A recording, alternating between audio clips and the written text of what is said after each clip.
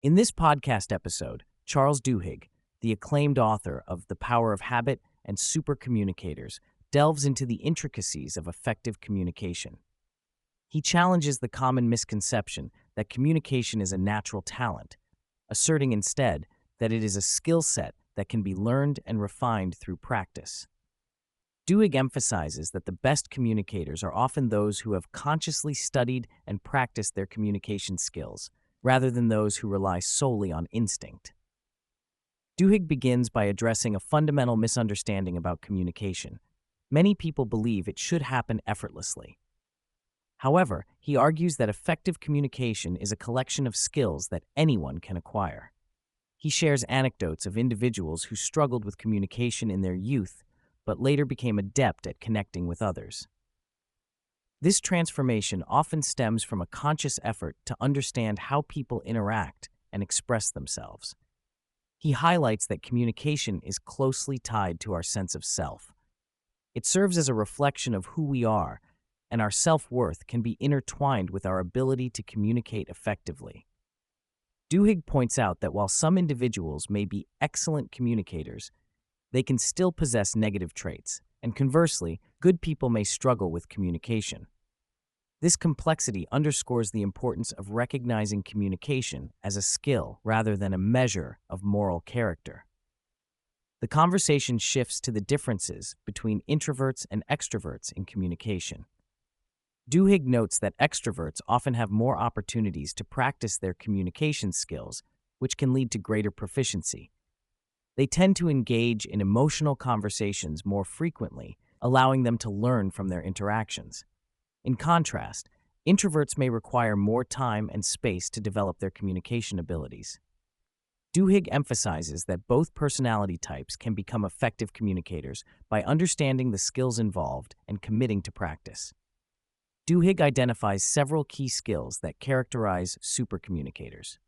One of the most important is the ability to ask questions, particularly deep questions that invite others to share their thoughts and feelings. He explains that supercommunicators ask significantly more questions than the average person, often delving into topics that reveal values, beliefs, and experiences. This approach fosters genuine connections and encourages meaningful conversations. Listening is another critical skill. Duhigg argues that true listening goes beyond mere silence. It involves actively engaging with the speaker and demonstrating understanding. He introduces a technique called looping for understanding, which involves asking a question, listening to the response, and then paraphrasing what was said to confirm comprehension.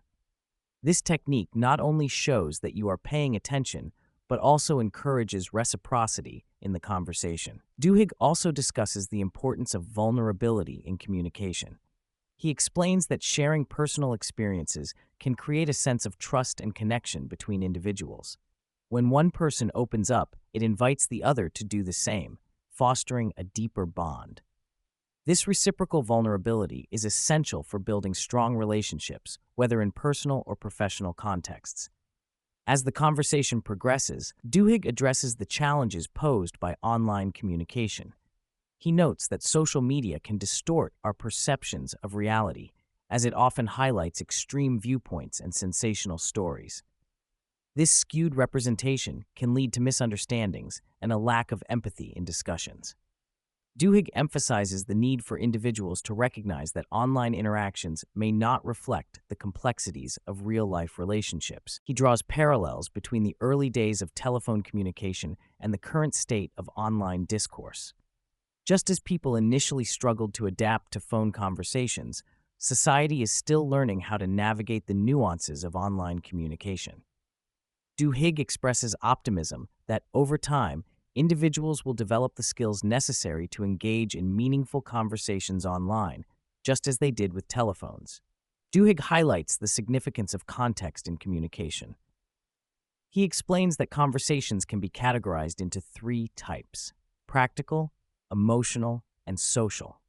Understanding the context of a conversation allows individuals to tailor their responses and engage more effectively. For instance, when discussing a sensitive topic, it is crucial to match the emotional tone of the conversation to foster connection and understanding. He also emphasizes the role of laughter in communication. Laughter serves as a social signal, indicating a desire to connect with others. Duhigg references research that shows laughter is often used not just in response to humor, but as a means of building rapport and alleviating tension. This insight underscores the importance of emotional expression in fostering strong relationships. Duhigg offers practical advice for navigating difficult conversations, particularly in romantic relationships. He discusses the concept of kitchen sinking, where conflicts escalate as one issue leads to another, resulting in a chaotic and unproductive argument. To combat this, he suggests couples focus on controlling the environment and boundaries of the conversation.